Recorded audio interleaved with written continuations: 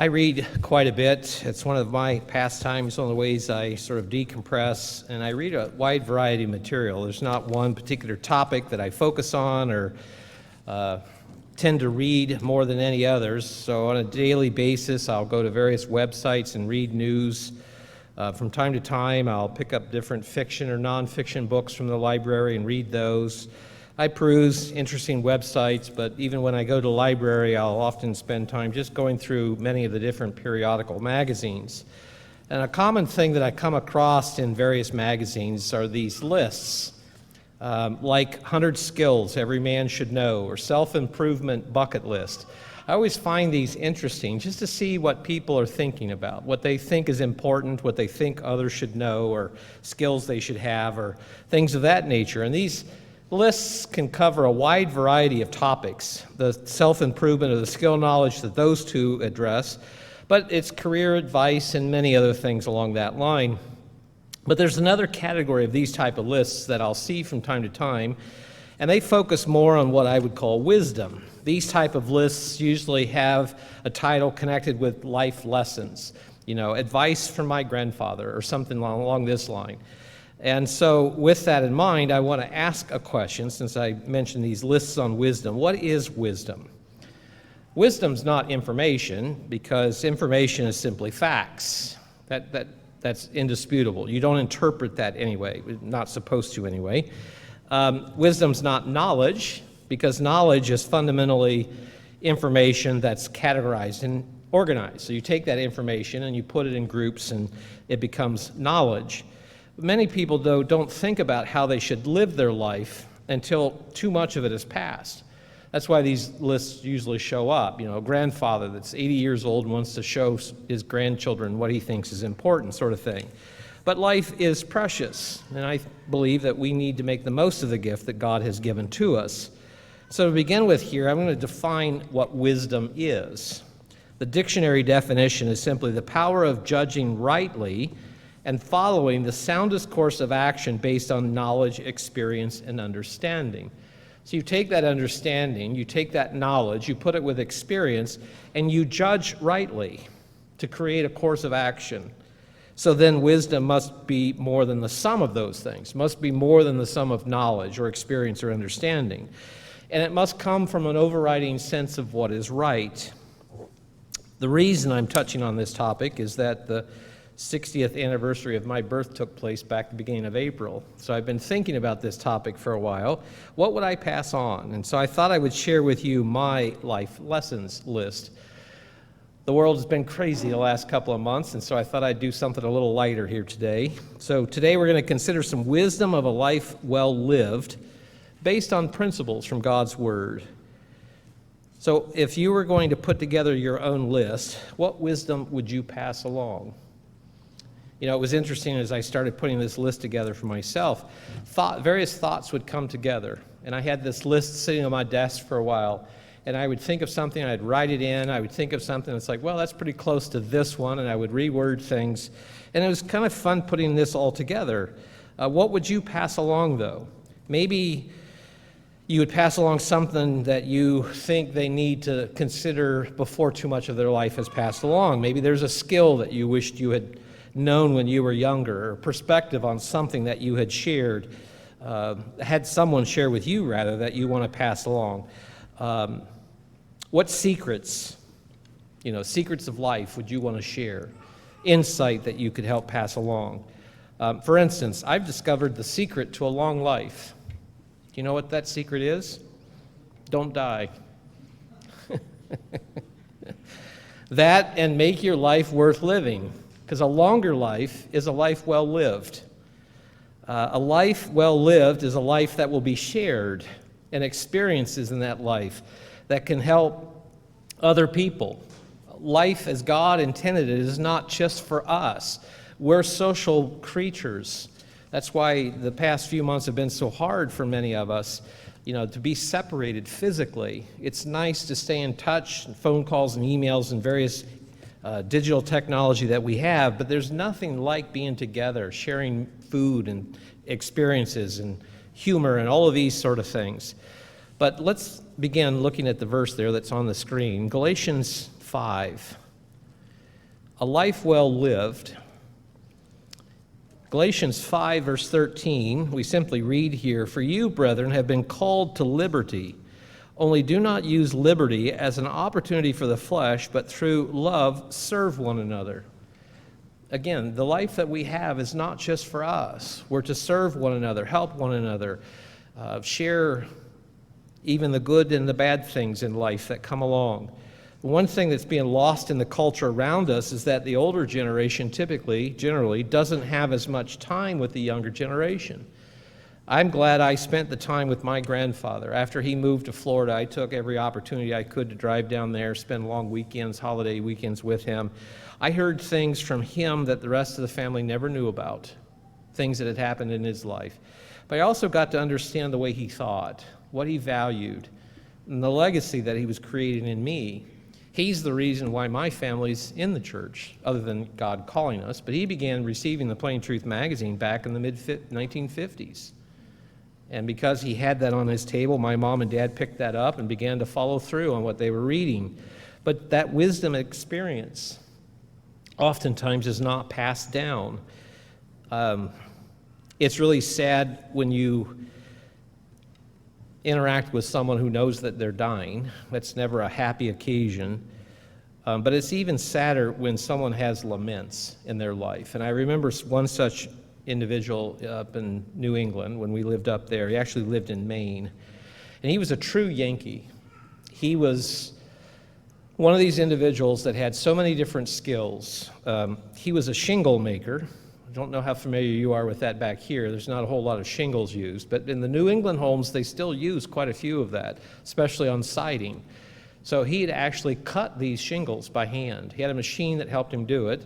He and his brother had a business for years making shingles. He was also a gunsmith. He knew how to make rifles from scratch, and for a time in his life did that as well. He was a woodsman. He would cut his own wood, in fact, logged all of the lumber that he used to build the house that he lived in.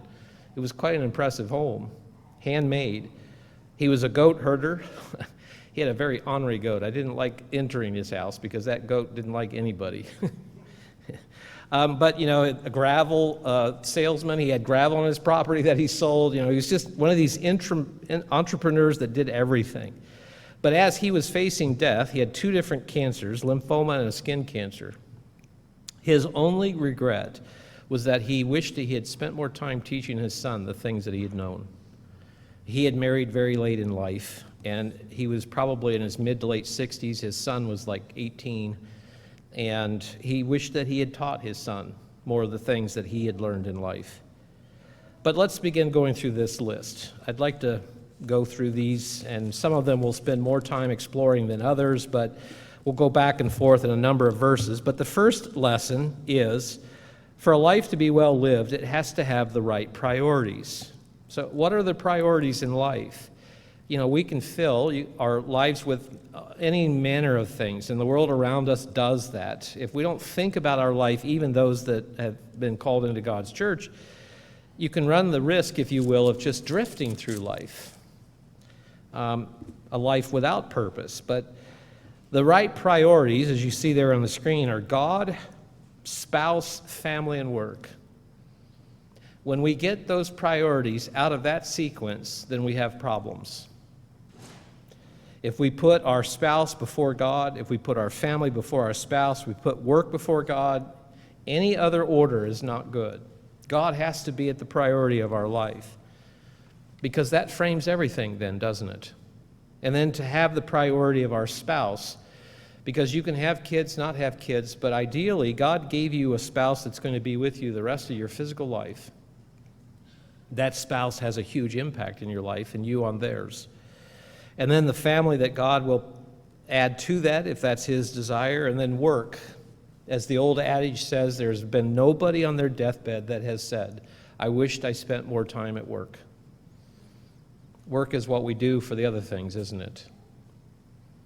Let's look at some verses then. Proverbs 8 and verse 17.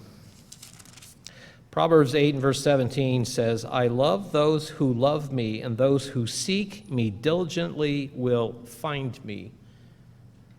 God is lost in the culture around us. He should not be lost in the people of God. Do we diligently seek him? That's why he's at the head of the list. If we diligently seek him, then everything else falls in place. Everything else will come in its right way.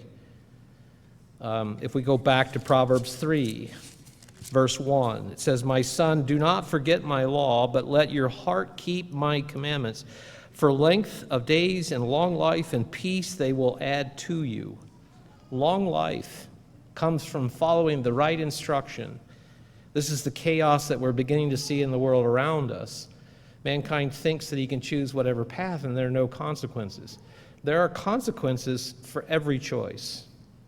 The question is, do we want good consequences or bad consequences?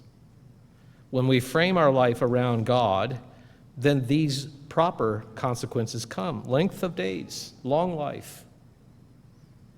Proverbs 1:7 there says that the beginning of knowledge comes from God's instruction to understand what it is that we should do. And Proverbs 9, verse 10, and other places in Proverbs talks about the fear of the eternal is the beginning of wisdom, to have that right priority. So then next, lessons 2 and 3, or Numbers 2 and 3. Number 2 is take care of your health. This is always lost on youth. I know I didn't appreciate the health I had when I was younger. You just always think that it's going to be there. You are mortal, aren't you, until you reach, it depends on the person, 35, 40 or older. Then you start to feel your age. But take care of that. So let's look at 1 Timothy 4. This verse can be misinterpreted, and I've heard people say there's no value in doing things like exercise. That's not what Paul's talking about here. He's simply reminding us of a priority that we started with in this discussion, that God should be at the front of everything. But in 1 Timothy 4 and verse 8, he says here, "Finally, there is laid up for me a crown of all righteousness, which the Lord, righteous judge, will judge on me, and not me only, but all those that have appeared at his calling." Sorry, I'm in the wrong book. That's 2 Timothy. Let me go back. Verse 8 of chapter 4 in 1 Timothy says, "For bodily exercise profits a little, but godliness is profitable in all things." It doesn't say exercise profits nothing. It's temporary, isn't it? You get out of sequence with these things. You get away from practicing, doing exercise. You feel it when you get back into it. If you don't do it much and you get out and you work in the yard, you spend an aggressive day on Sunday cleaning up the yard. Monday, you hurt everywhere. That's because we generally don't do that kind of labor. But exercise is important. To have a healthy body, healthy mind, to sleep better. I've started running again. I've been doing this a little more than a year now. It had been way too long since I'd done that. I sleep better. I still don't sleep as I did when I was 25, but I still sleep better. Let's look at the third point there. Invest in yourself so compound interest will magnify it. This investing runs the spectrum, if you will. Invest in yourself in education. Invest in yourself in skills. Invest in yourself in God's way of life and studying, making that real in your life, applying it. Investing in all kinds of ways. But we cannot serve other people if we don't take care of ourselves. That's going back to lesson number 1. That's why that priority is there. God, spouse, family, work. That we make sure that we take care of ourselves so we can have that list, that progression of priorities. All right, lesson number 4. Be a light and example of God's way of life. I don't have it on the slide, but I have it on my notes, especially when you think no one is watching, because they are. To be an example. Let's go to Matthew Matthew 5 and verse 14. Matthew 5, verse 14, "But you are lights of the world. A city that is set on the hill cannot be hidden." We can become so comfortable, so used to God's way of life that there are times that we may not even think about what we're doing. That's not bad. It's just who we become. But what we can forget is how different we look from the world, because we become so familiar and comfortable with who we are now. We can think that everybody else thinks this way, and they don't. We don't think like the world. We don't talk like the world. We don't behave. We don't have the same priorities. We stand out. One of the increasing ways that we stand out is simply the lack of the use of such vulgar language. That's shocking to people, actually, now, when you don't curse the way they do. But it stands out. That's just one example. Being an example of God's way of life in everything that we do. Because I can guarantee you the time we don't live up to that, somebody will say something. And then what do we say back? Well, I was wrong. But being a light and an example of God's way of life should be something that's part of us all the time. Number 5, then, and number 6 seem at odds. Sweat the small stuff. Don't sweat the small stuff. What do I mean by that? This is answer a fool and don't answer a fool, right? Well, sweat the small stuff because the devil is in the details. There are things that we need to pay attention to and not just do good enough, but do to the best of our ability. Following God's instruction is one of those things. It's proper to sweat the small stuff. It's proper to say, I didn't do very well in that, to analyze why, and to make sure that we know what we should do in the future. That's sweating the small stuff. Don't sweat the small stuff is talking about not everything is worth being anxious over. We can worry ourselves to no end with this, and so we have to have a balance in there. That's what those 2 lessons are talking about. A balance. Does it matter that I didn't get the grass mowed yesterday? No, it'll get mowed. It may take me longer to clean it up next time, but those kind of things, unless it's important that you're having friends over, your wife wants you to have it done because of other reasons or things, okay. But, again, not everything, I should say, is, rises to the level of it has to be done now, has to be done perfect. I actually did mow the grass yesterday. But I had so many things on my plate yesterday, I did a horrible job with it.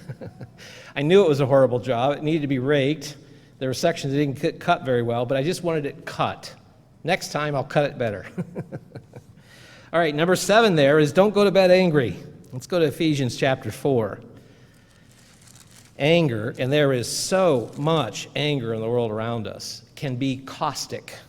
Anger is probably the most powerful emotion God gives us. We have to be careful with how we handle that. Movie reference, Spider-Man, with great power comes great responsibility. Ephesians 4 and verse 26. Be angry and do not sin. How do you do that? You do that by not letting anger control you. You can be mad about something, address it, deal with it, move on. Doesn't mean it's not important. It just means when we allow it to become part of who and what we are, it will begin to destroy us. Do not let the sun go down on your wrath. So don't go to bed angry. This is a biblical principle. Deal with it. And if you can't deal with it that day, decide what needs to be done about it. Go to bed and then deal with it the next day if you can't in the same day. Lessons 8 and 9, number 8 is sleep on a hurt before responding. This is different than anger. Somebody said something, somebody did something, and you're hurt. It's not necessarily anger. One lesson that I have learned in the course of my ministry is take time to think about how you respond to something before you respond. Because humanly, oftentimes we're reacting emotionally. And we need to make sure that we're not doing something to hurt somebody back. 2 wrongs don't make a right. Number 9 there is be quick to forget a wrong done to you. I have seen way too many people hold on to hurts for decades, and it eats at them. It's not healthy. Let's look at Leviticus 19 there. Leviticus 19 and verse 18.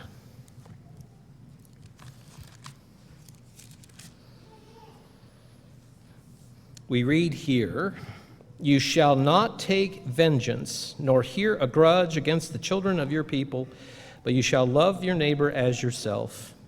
Be quick to forget a wrong. Part of it is because, this maybe is another life lesson I don't have on my list, but never let anyone dictate your attitude. And if we hold on to a grudge, we're allowing someone to dictate our behavior and our attitude, aren't we? We're allowing that to drive how we behave, what we think. The book of Leviticus, is all about becoming holy. And so this goes to the matter of who we are in terms of character before God. Don't take vengeance. Don't hear a grudge. Somebody comes to you and, did you hear what so-and-so said? Well, wait a minute. What's it got to do with me? Can I help? One guy one time, years and years ago, not in this area, came to me and he was fussing about a relationship he had with this person, not a very good one. And he started to go off on it again. And I stopped him and I said, have you gone and talked to that person? No, I have not. I said, I'm done. I'm not hearing this anymore. You know what you need to do. Until you do it, we're done. It stunned him enough, he actually went and did it. But, hearing a grudge, these things that are being talked about here, taking vengeance, doesn't help anything. Lessons 10 and 11 and 12. Lesson 10 is always be kind. Always be kind, especially to strangers and those serving you. One of the laments coming out of this whole COVID thing is that, especially in the retail industry, in the food service industry, how short of patience and how angry people are in dealing with the help. You go into a store that has a mandatory mask policy, and you've probably seen the videos of people that say, I'm not going to wear a mask, and it becomes this altercation for somebody that has no say over this one way or the other. Whether you agree with the policy or not, just be kind. Let's look at Hebrews 13, because there's a principle in here. We never really know who we're engaging with. I remember a story of a young man that was eager to get a job with a major company. And as he was pulling into the parking lot before his interview, he saw somebody else pulling in, headed for the same spot he thought he was going to get. So he raced ahead and pulled in the spot, cutting the person off. He goes in the office, sits down, waits to be called in for his interview. He gets called into his interview, and the person sitting behind the desk is the guy he cut off. It didn't go very well, in case you're wondering. Hebrews 13, verse 2, do not forget to entertain strangers, for by doing so, some have unwittingly entertained angels. Now, whether we entertain angels or not is not the important thing here. The important thing, the primary thing, is don't forget to entertain strangers, to be kind, to help people that have no expectation or reason that they have to do the same thing back to us. Parking lots. I'm always very careful in parking lots. People are very distracted. They don't always see what's behind them, around them. I was in a parking lot the other day, I forget where I was, and a guy pulled out. He didn't even look before he pulled out. As he pulled out, he realized I was right there. If I had not seen him, I would have gone into the side of his car.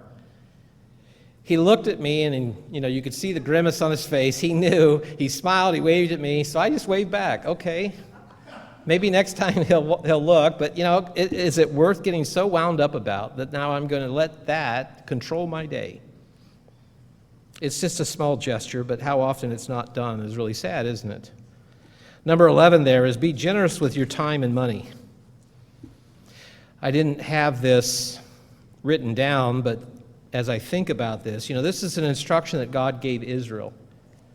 He basically told them, don't forget where you came from. I brought you out of Egypt. You were slaves. Remember people that are less fortunate than you. But let's look at this verse there on the screen. We're here in Hebrews 13. Let's look at verse 16. Do not forget to do good and to share, for with such sacrifices God is well pleased. Why is he pleased with that? Because we're not selfish. What do we have that God has not given us or allowed us to have? Nothing. So the more we share it, the more he blesses us. Some of the poorest people I have known are the most generous, and some of the richest people I have known are some of the stingiest. So just share what we have. Number 12 there, never loan your books. I told you I read a lot. I have 2 full bookshelves. Every once in a while I'll go through and I'll purge something I haven't used in a long time, or I'll give away something I think someone else will like, but I never loan my books. If somebody really wants a book I have, I'll buy one for them. Because then I don't have to ever worry about getting it back. It's theirs. They can do what they want with it. Number 13 then is invest time in planning and acting on anything of value. Invest time in planning before you act on anything of value. Let's go to Ecclesiastes.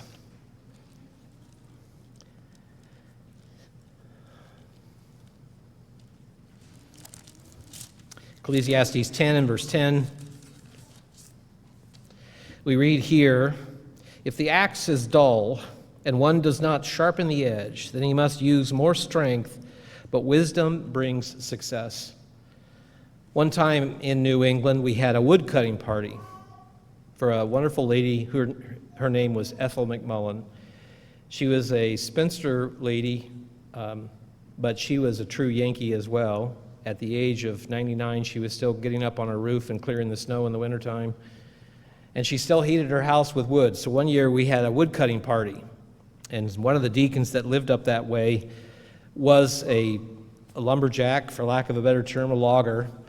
And he brought his chainsaw, and he had all the equipment. You know, he had the chaps that would keep the chainsaw from bucking back and cutting his legs. He had the right earmuffs and helmets and all the equipment. And so as everyone jumps in and we're doing different things, you know, he would cut maybe one tree down, then he would stop, and you'd see him sit down. He'd sharpen the blade on his chainsaw.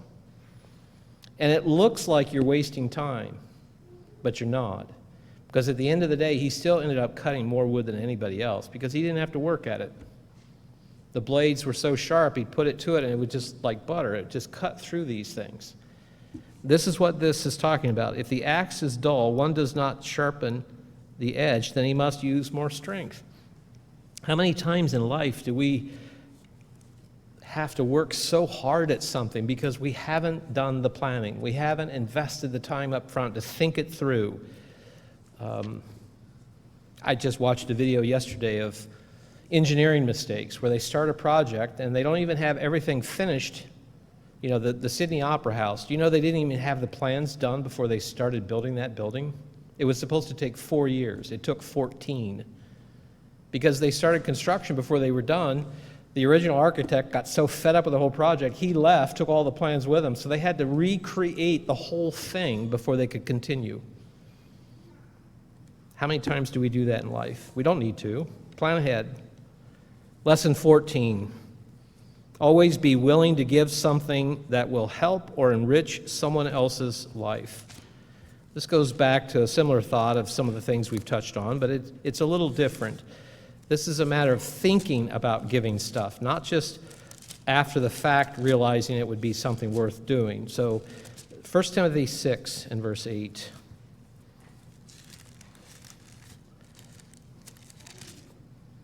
First Timothy 6 verse 8 simply says, and having food and clothing, with these you shall be content. Now, what's the connection there?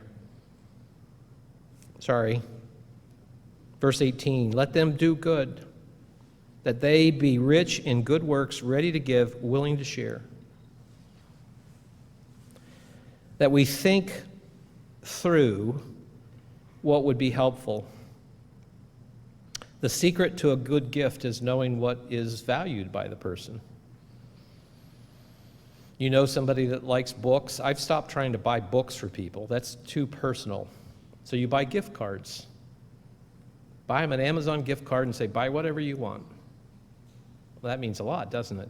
Now they can get what they want, not just accept what you give them. And that's true for virtually anything. Always be willing to give things. Next three then, 15, 16, 17 are on the next slide. 15 is catch people doing good. There's something about our human nature that we love to correct people, and we think that's helpful, and it's almost never helpful when we do it in a way that we normally do it. It's usually correcting them to show them that they're wrong. But if you catch people doing good, what you're doing is validating good behavior. And there's also something in human nature that if you praise somebody for something they're doing, they will do more of it. And this is a great child-rearing principle. It's easier, but it's not productive, to correct them when they're wrong. But when you praise them when they're doing the right thing, then they tend to listen and do better. Adults are just grown-up kids. We're not that much different. Praise somebody and they will respond accordingly. 16, make time for those who need help. When someone asks something of you, it's important for us to pay attention to that, because they've stepped out of their comfort and they're exposing that they need something. That's not common for most people to do. And so when someone wants time from you, it's important that we make that time. Now, there's another principle that plays into this, and that's what's called the qualified no. It could be that they ask at the wrong time. You're committed to doing something else right now. But you don't say no. You say, I'm sorry, I can't do that right now, but give me an hour, and I will come back and we will take care of that. And that will almost always satisfy somebody, because they know they're not being shut out. It's just right now you can't help them with it. But make time for those who need help. Number 17 then is that serve those who cannot return the favor. We touched a little bit on that earlier, but let's go to Galatians 5. Galatians 5 and verse 13.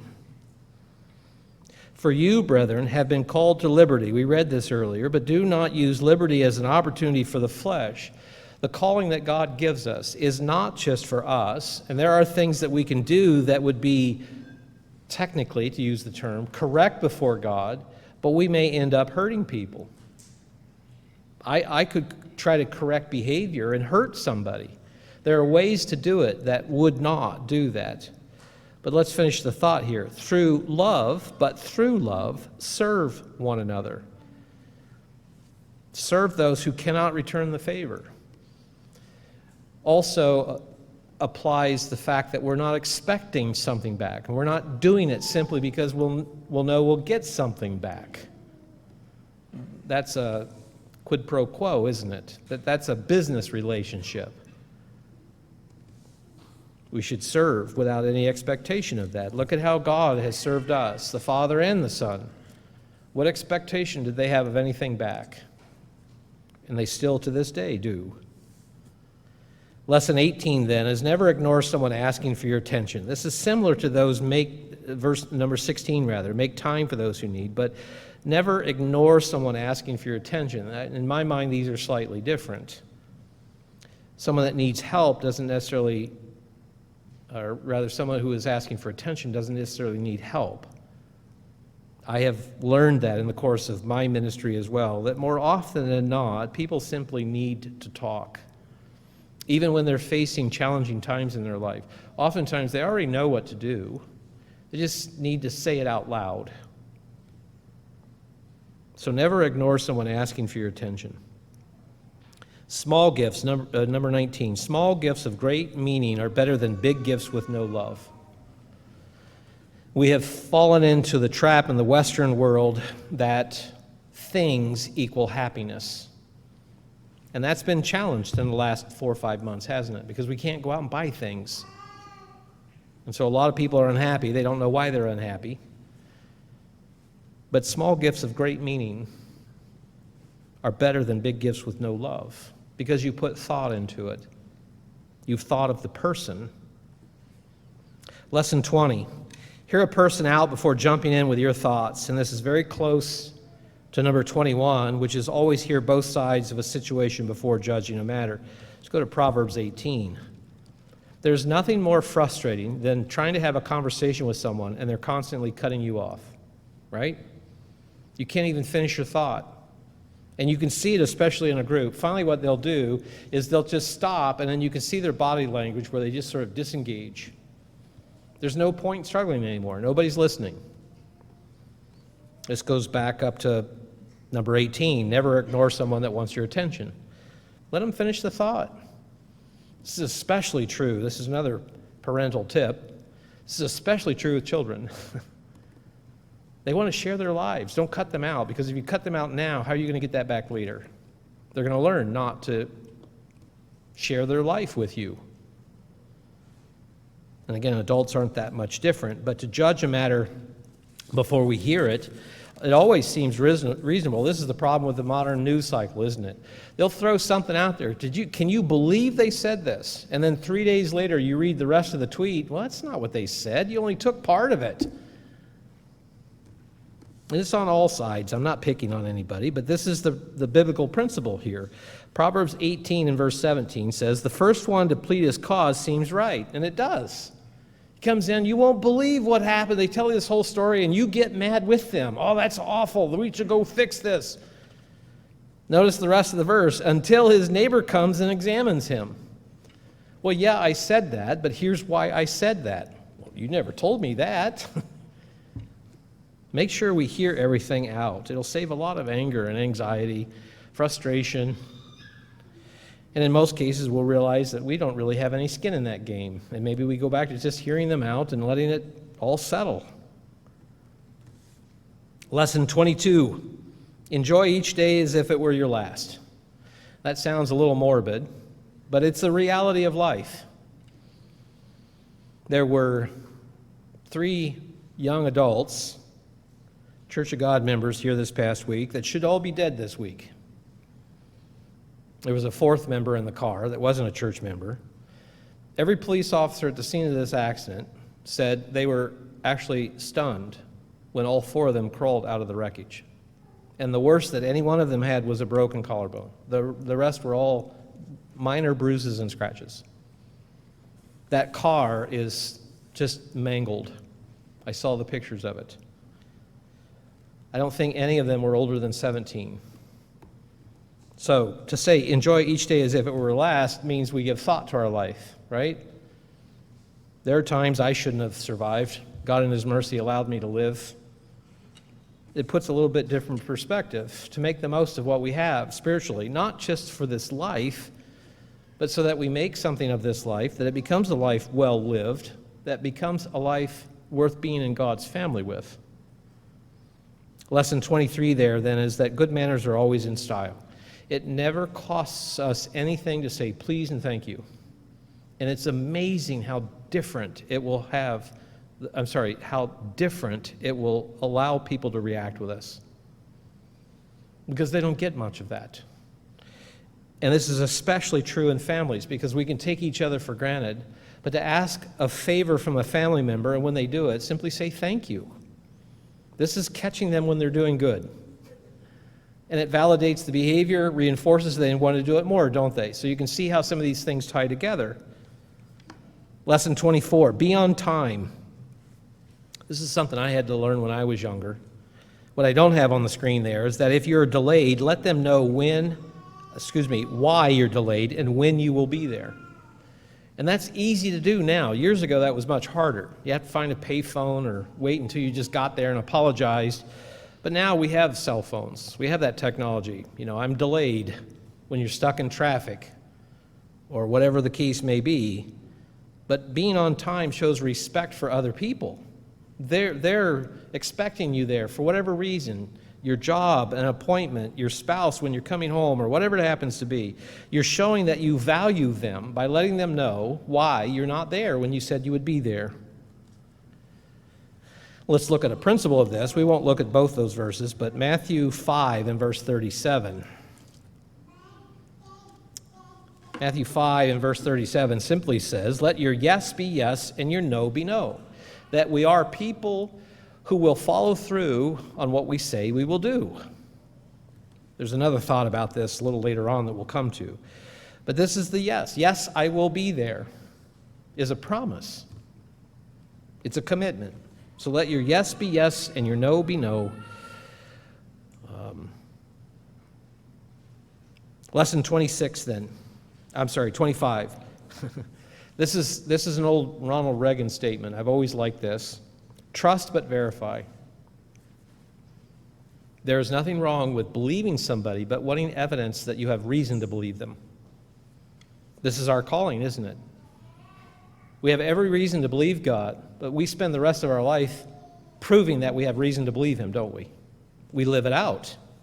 Yes, he will back it up. Yes, he will fulfill the promises he's given to us. Yes, there is a reason why this life works. All of those things and more. But even physically, trust but verify. Number 26, whatever job you're doing, do it to the best of your ability. And if I asked for someone to shout it out, they could probably tell me the verse. Ecclesiastes 9, verse 10.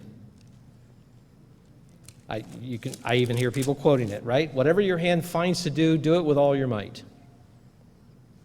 Whatever your job you're doing, do it to the best of your ability. This is especially true of serving people. Don't give people less than what you can do. Now, I'm talking within reason. I think you understand what I'm saying. If you're going to serve somebody, do it to the best of your ability. Don't do it half-heartedly. Will you take care of this for me? Oh, okay. And, you throw it in the corner and, okay, well, you shouldn't have even done it. I won't ask you next time, sort of thing is the response, right? Well, how do we do this with God as well? What job are we doing? The job we have to do is to become like Him and His Son. Are we doing it to the best of our ability? We know our limitations. God knows our limitations. But still, are we doing it to the best of our ability? Lesson 27. If you can't say something nice to or about someone, don't say it. Now, if you want to be cheeky here, and this is not biblical, you can say just don't say it publicly, but that's not true either. We're here in Ecclesiastes. Let's look chapter 10, verse 20. Do not curse the king, even in your thought. It's not enough to not even say it. God says don't even think it. Notice why. Do not curse the rich, even in your bedroom, for a bird of the air might carry your voice, and a bird in flight might tell the matter. And it sounds like hyperbole, doesn't it? There's no way that will happen. But have you ever said anything, and somebody at some point comes back to you and says, I heard you said X, Y, and Z, and you're just like, well, who told you that? Knowing that you said it. But how in the world did you hear about that? Don't say something if you can't say something nice. It reflects an attitude as well, doesn't it? How we view people, how we treat people. Lesson 28, don't be afraid to make a decision. Waffling, more often than not, makes you miss the opportunity. I've had a few of those in my life as I look back on it. I wished I had simply been more decisive. And if it doesn't work out, then that's the next lesson, number 29. Don't be afraid of failure, because no one succeeds by never trying. Okay, so it didn't work out. What did you learn? Maybe you gained a good experience from it, if nothing else. Learn some of that wisdom. But people that don't make decisions don't have much of a life, because life is full of decisions. Lesson 30 then, never promise what you can't deliver. I learned this when our children were young. Never say yes if you're not going to do it. And that follows up with lesson 31 then. Under promise, over deliver. Well, I didn't ask you to do that. I know you didn't. I want to do it. Give you more than what you asked for, especially when people treat you nice, right? That goes back to catch them doing good. I'll do more than what you asked me to do, and that's usually the case. And then to follow up with that, lesson 32 is admit when you're wrong. This is hard in the world around us. It's hard in the church. I've seen people just double down. They will not admit that they're wrong. That's not healthy. Everybody knows you're wrong. You know you're wrong. And this is the power of I'm sorry, isn't it? This goes back to being kind. I'm sorry. It wasn't the right thing to say. It wasn't the right thing to do. It begins to heal things. Proverbs 9, verse 9. Give instruction to a wise man, and he will still be wise. Teach a just man, and he will increase in learning. It seems counterintuitive to us humanly that if I admit I'm wrong, I become better.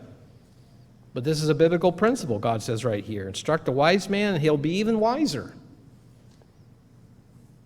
Lesson 33, then, is somewhat similar. Admit when you don't know.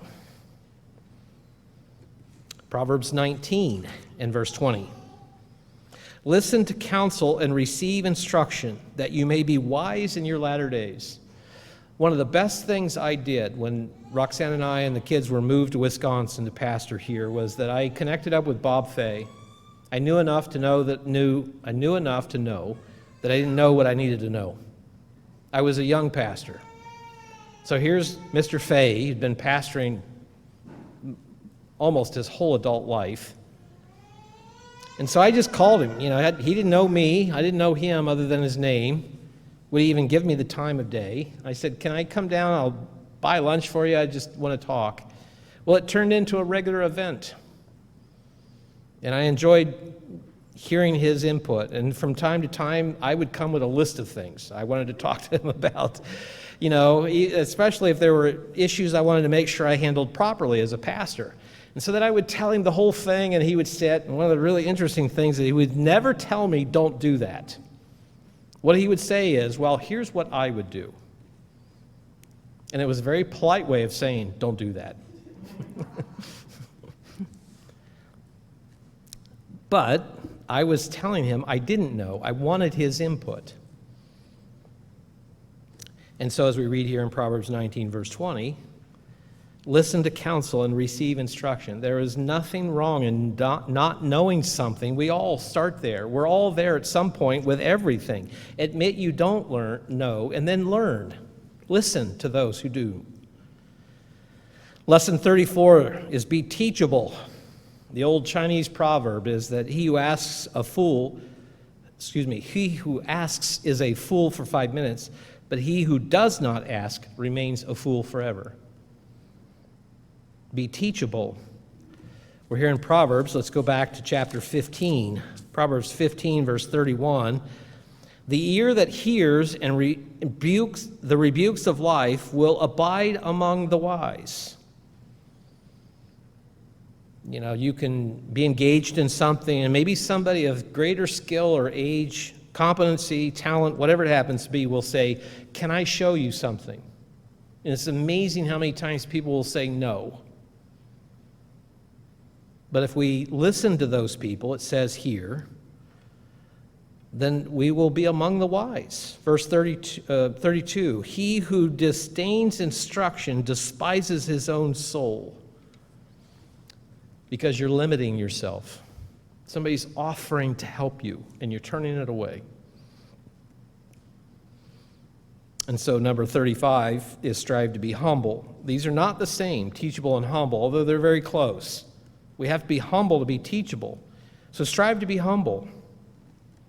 1 Kings 3, this is Solomon when he was first being moved forward in the job, if you will, of being king now of the nation.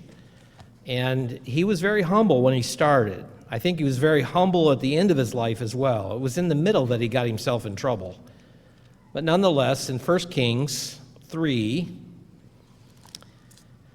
and in verse 6, it says, and Solomon said, this is to God, you have shown great mercy to your servant David my father, because he walked before you in truth and righteousness and in uprightness of heart with you. You have continued this great kindness for him, and you have given him a son to sit on his throne as it is this day. Now, O Lord my God, you have made your servant king instead of my father David, and I am but a little child. This is not physically. I think we all understand that. In his mind, he was a child that didn't know anything. And that's a great place to be, because you can be taught, but you have to be humble. He says, I am a little child. I do not know how to go out or come in, and your servant is in the midst of your people, whom you have chosen, a great people, too numerous to be numbered or counted. Therefore, give to your servant an understanding heart to judge your people, that I may discern between good and evil. For who is able to judge this great people of yours? He knew they were not his. He knew his limitations. He knew the responsibility. And he was humble enough to admit that he needed help. We come in, being called of God into the church, and oftentimes we're very humble, but we have to hold on to that because it's easy to lose. Look at what I have gained. And then it doesn't go to God's glory, does it? The word understanding here in verse 9, give your servant an understanding heart. The Hebrew has the meaning of hearing. We have to be willing to hear, which goes back up to so many of the other lessons, doesn't it? Lesson 36 then is that we need to learn from the previous generation. Let's go to Leviticus 19.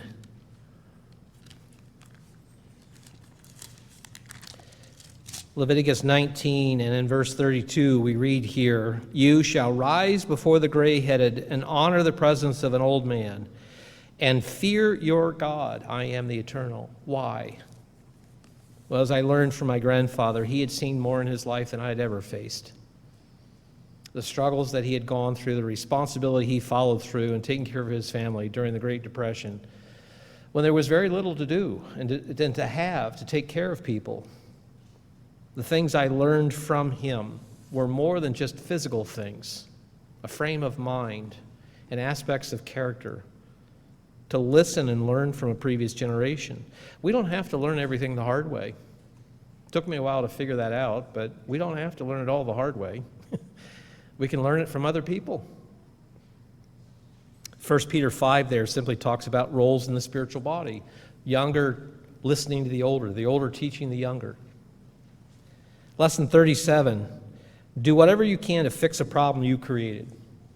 It's great to say I'm sorry, but the better thing to add to that is to say, what can I do to fix this? That's ownership and responsibility, and it shows, again, a respect for a person. I'm not going to leave you with something that I created. I'll do what I can to fix this. And if they say, no, that's okay, then that's their choice. Number 38, buy quality. It's cheaper in the long run. It's very enticing when you look at two different objects, one's half the price of the other. There's usually a reason why. And there can be things that are throwaway things. But there are things like a car, I've learned, buy something of quality because then it'll last you a much longer time. My car is 10 years old. I'm hoping to make it last another at least 2 or 3. That'll probably be the extent of his life before it gets too expensive to keep. But I could have bought a car half price, but I probably wouldn't have it at this point. And so then I'm spending more money to replace it. Even spiritually, we don't think in terms of buying things, but the lessons that God gives us to invest in things of quality. Okay, we're going through this trial. We can just go through it, or we can invest in it and say, what do I need to learn? What can I gain from this to become a better son or daughter of God? Because it's cheaper in the long run. What do I mean by that? Anyone want to go through the same trial 3 or 4 times? Or you want to do it once and learn and move on? Number 39, ask for what you want or need. It's amazing how many of us think that everybody can read our mind. You should know what I want. So the joke in our family is, I'm sorry, I wasn't listening to what you meant. Right? You have to tell me. Be clear. God does that with us. He doesn't leave us guessing. Do that with each other. James 1, verse 5.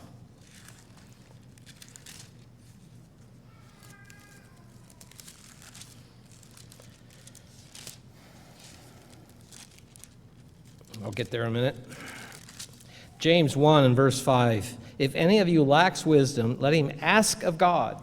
Does God not know what we want? Yeah, he does, but he still wants to hear us ask because he wants to know if it's important enough to us to ask. This is us applying this on a spiritual level. If any of you lacks wisdom, let him ask of God, notice, who gives to all liberally and without reproach. He's not selfish. He's not a miser. He's, unwilling to let it go. We simply have to ask. And there are so many things in life. This one took me way too long to learn in my life. Just ask. If they say no, you're no worse off, are you? But what if they say yes? Then you have what you asked for. Number 40. This is the last, in case you're wondering. Number 40. Tell each of your family members every day that you love them. And then show them that love in service. This is your physical family, but it's especially your spiritual family.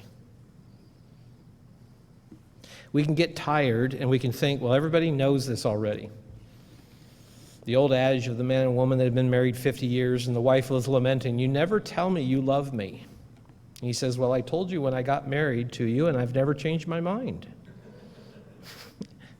We still want to hear it, don't we? And then we need to see it. We need to see it in action. For each other, we need to see that spiritually in action. And that love that we're showing them depends on what it is they need to see, doesn't it? It's not the same for everybody. This is getting to know each other.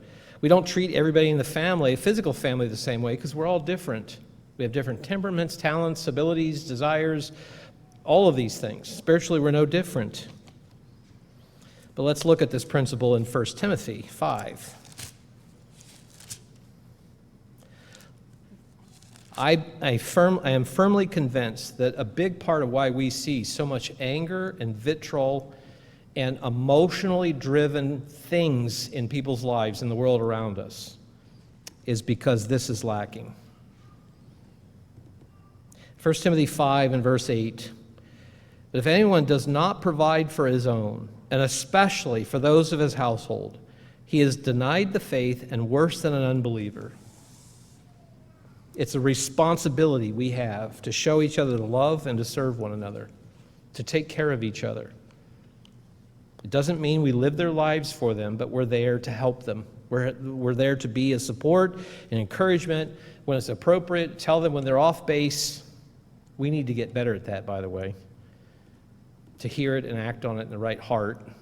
But that's a different sermon for another time. But God says here through Paul that if we don't do this, we don't provide for our own, then we're worse than an unbeliever. So, God has given us wisdom and knowledge so that we know that we have a life and how to live it. This is not just random chance. This is not a disinterested or disconnected God, doesn't really care. We have life for a reason. He's given us understanding of so many things. Think about what we have as a body, as a people. He's given us the understanding of his Sabbath day. There are people that understand that it's the Sabbath of Scriptures, but do they understand what it points to? Most of them don't. He's given us an understanding of his holy days. And again, there are some that understand the need to keep those days, but most of them don't understand the plan of salvation expressed through those days. Look at the hope we have because of that. Look at the blessings that flow from acting on that understanding. He's given us his Holy Spirit for discernment, that we can read these things in Scripture, that we can ponder and meditate on his way of life, and then act on it because he gives us a portion of his mind that makes it possible to do so. We know that the wisdom and the knowing that this world has is not the fight we have. That's not what we struggle to obtain, because this world is failing. God desires something else. Let's conclude with one last scripture in Luke 12 and verse 32. God is an amazing God.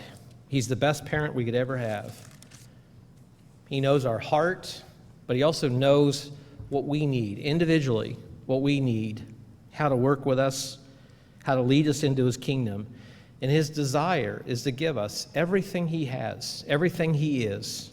In Luke 12 and verse 32, this is Christ speaking. He says, "Do not fear, little flock." There are whole sermons just in that statement right there. Are we a people driven by fear? We shouldn't be. It's easy to be because the world is so uncertain, isn't it? Our lives can be so uncertain. But he says, don't fear. And it's not just a simple dismissal, it is the fact that he's given us an understanding of why we don't have to fear. At the end of the day, the things we have in this life are not what this life is about. So we don't have to fear losing them. We don't even have to fear losing our lives because we know what comes after that. Little flock, we're not forgotten. We're tiny, aren't we, in the world? Who knows we even exist as a church? But he says there's no reason to fear. Notice, for it is your Father's good pleasure to give you the kingdom. Look at what he is offering us. These life lessons are mine, things I've pondered on. You can create your own list. That might be a fun thing for you to do and talk about as a family. But God is desiring something from us. And maybe it's just a natural consequence of getting older, but it's something I think about more. God wants us to be there. He's made it possible for us to be there. He's helping us in everything in our lives so that we can be there. He promises to protect us, to heal us, to give us what we need to become part of his family, to be a child of his. And so I thought I would cover this today. A little lighter, but some serious aspects of it as well. To analyze our lives. Are they worth living? Is it a life worth living? Is it worth leading towards God's kingdom? What would you include in your list?